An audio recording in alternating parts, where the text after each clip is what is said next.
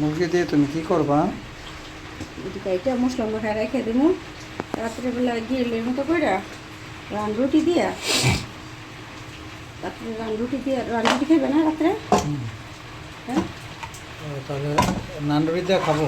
হ্যাঁ রাত্রে লেগে এটা চার পিস নিলাম। রানগুলো তো বড় বড়।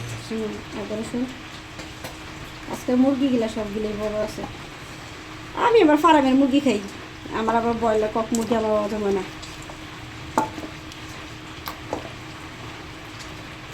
এটা আবার কি বলো তুমি? আরে শোনো, কক মুরগি দিয়া খালি রোস্ট করা যায়। এখানে আসো দেখাই।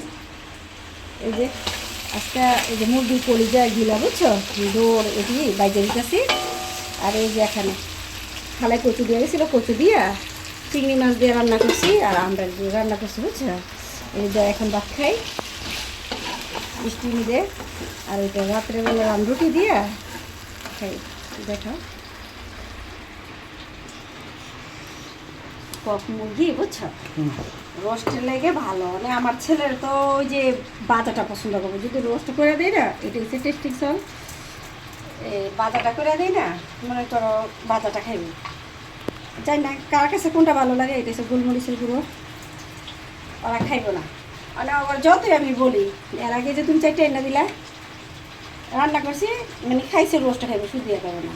ওই মুরগি দিয়ে কোনো কিছু করা যায় না বাজার টাজার। আমার কাছে সত্যি কথা কি, কক মুরগি হলো মানে শুকনা, আর ফার্মের মুরগিটা হলো মাংস জাতীয় মোটা। তো খাবোই যখন একটু মাংস, তাহলে এটাই খাই। মানে বাজার লেগে এটা ঠিক আছে বুঝছো।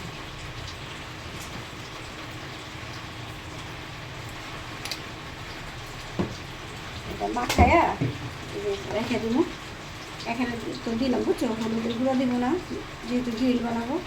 এই যে মিক্সচার মশলা, গরম মশলা সামান্য অল্প পরিমাণে, যেহেতু গোলমরিচের গুঁড়া দিছি না এটা জাল হইব। আমি লাল মরিচের গুঁড়ো দিয়ে দিলাম। আর কি আছে কিছুই না, এই যে লেবুটা দিয়ে দিই, মাখায় রেখে দিলে ভালো লাগে।